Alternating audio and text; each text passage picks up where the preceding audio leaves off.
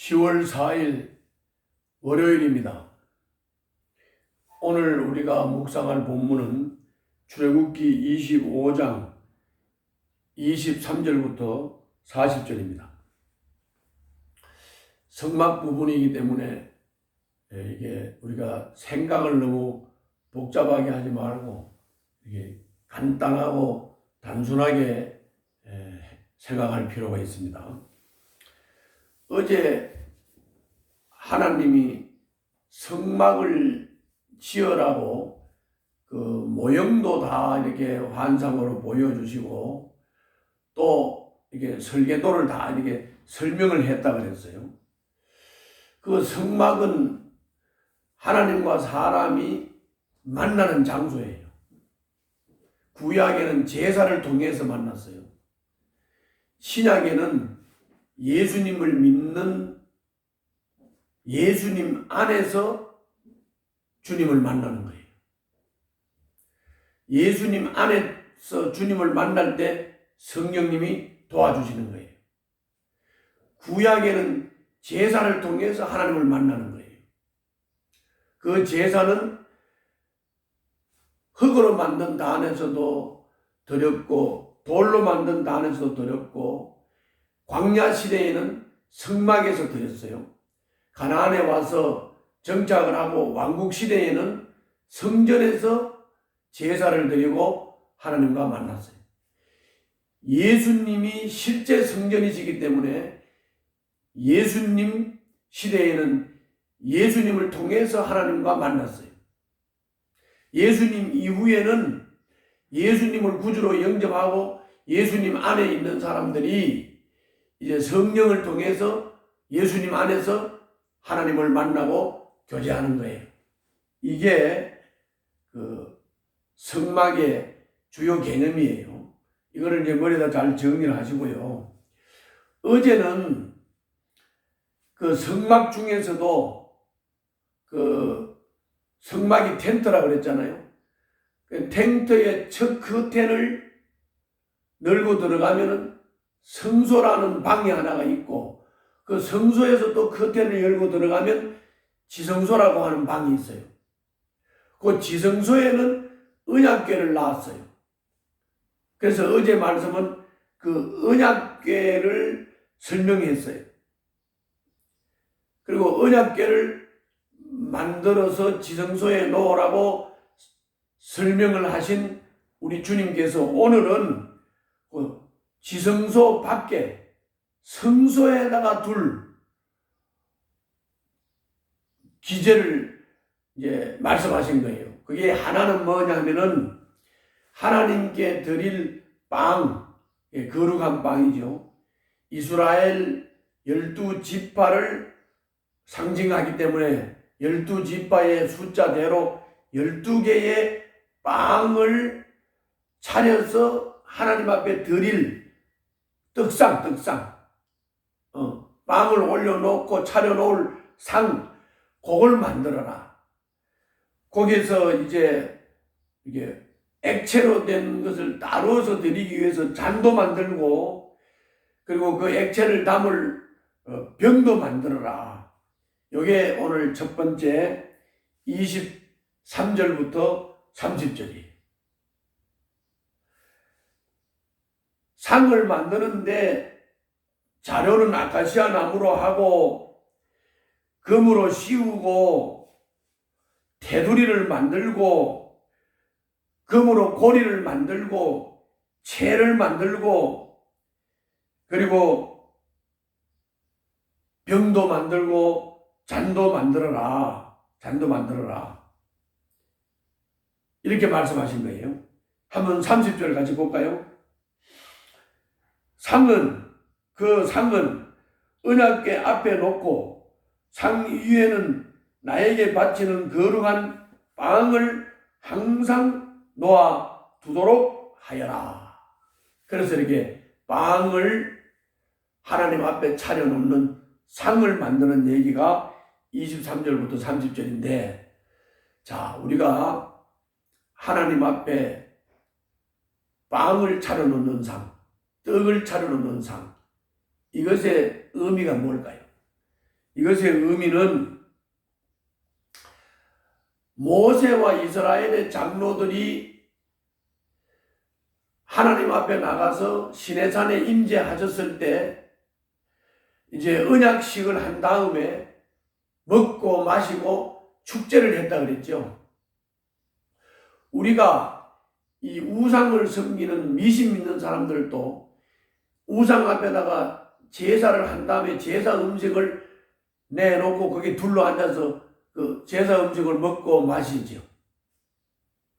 이게 하나님 제사법에서 이게 도용을 한 거예요. 우상 섬기는 사람들이. 그래서 하나님 앞에 떡상을 차려놓고 하나님 앞에 제사를 드리고 그 제사 드린 떡상을 물려내서 그리고 이 백성들이 함께 먹고 마시면서 축제를 벌이는 거예요. 똑같은 원리예요. 성막의 상과 방은 그와 같은 상황을 잘 반영하는 것이 하나님과 식탁 교제를 하는 거예요. 그래서 이 떡상에 있는 빵을 이스라엘 백성들을 말하는 거기 때문에 이스라엘 백성들이 거룩한 빵으로서 주님께 드려지고 그리고 주님과 함께 식탁 교제를 나누는 이런 영적인 의미를 가지고 있어요. 그러면 그 떡이 이스라엘 백성들을 상징하기도 하고 또 말씀을 상징하기도 하는 것이죠. 그래서 하나님의 말씀으로 하나님의 백성들이 하나님과 매일 식탁 교제를 나눈다. 영적으로나 육적으로나 서로 나누면서 식탁 교제를 나눈다.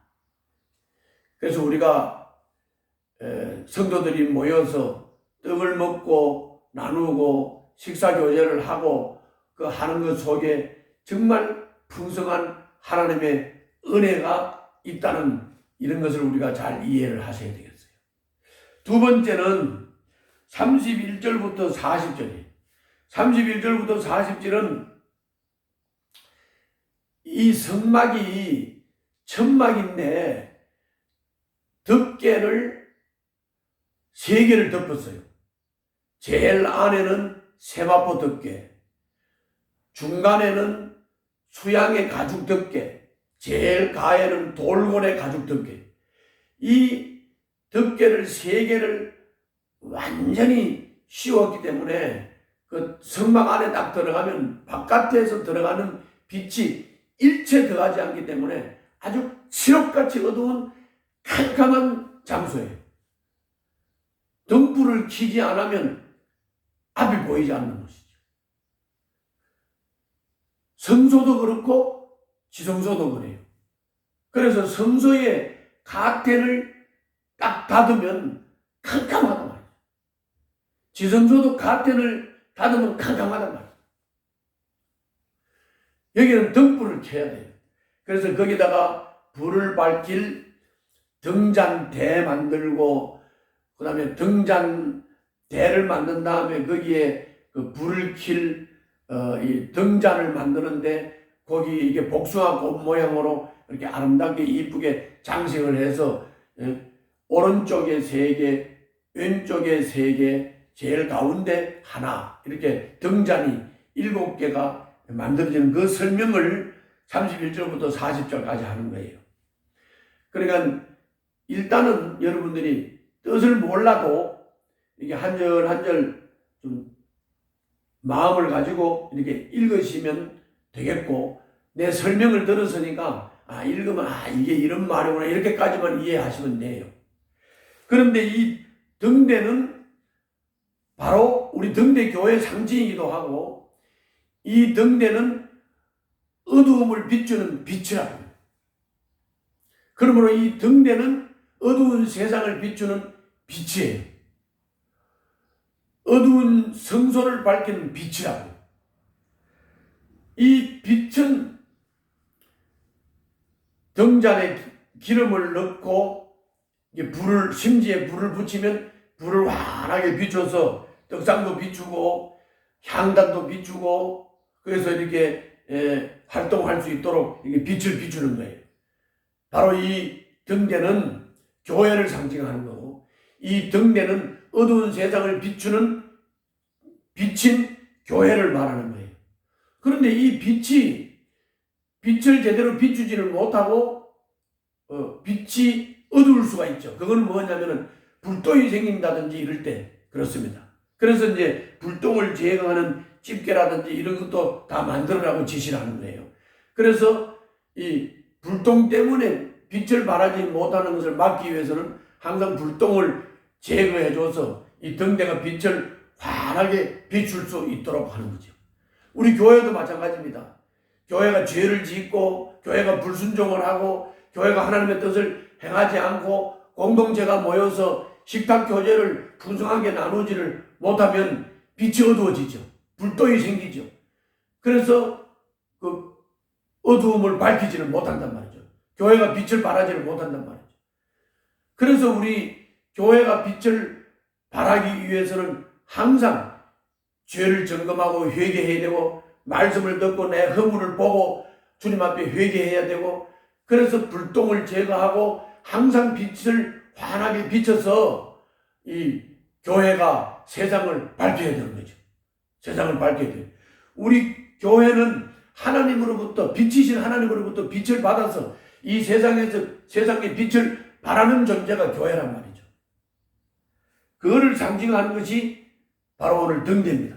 거기 한번 마지막으로 38절부터 40절 한번 보죠. 등잔불 집게와 불똥 그릇도 순금으로 만들어라. 등잔대와 이 모든 기구를 순금 한 달란트로 만들어라. 이 모든 것을 내가 이 산에서 너에게 보여준 모양 그대로 만들도록 하여라. 그래서 우리가 교회가 만들어지는 것도 등대가 만들어지는 것도 또 떡상이 만들어지는 것도 자기 마음대로 하는 게 아니고 하나님이 보여준 대로 하나님이 계시한 대로 하나님이 말씀한 대로 해야 된다. 그래서 신앙생활의 핵심은 우리가 등대니까 우리가 바로 떡상에 놓여있는 떡이니까 바로 우리가 이스라엘 공동체요. 우리가 바로 교회 공동체요. 우리가 빛이요. 우리가 떡이기 때문에 이게 떡을 통해서 세상을 먹여 살리고 빛을 통해서 세상을 밝히기 위해서는 우리는 항상 우리를 살펴보고 우리가 불똥이 없도록 우리 자신들을 잘 준비를 해서 세상을 비추는 삶을 살아야 되고 세상을 이끄는 삶을 살아야 된다. 오늘도 그런 삶을 살기를 바랍니다. 기도하겠습니다. 제 삶의 필요와 영육의 욕구를 살피시고 채워주시는 넘치게 하시는 그 주님을 바라보며 항상 빛을 발하고 주님과의 식탁 교제가 풍성하게 사는 저희들이 되게 하여 주시옵소서. 예수님 이름으로 기도하옵나이다. 아멘.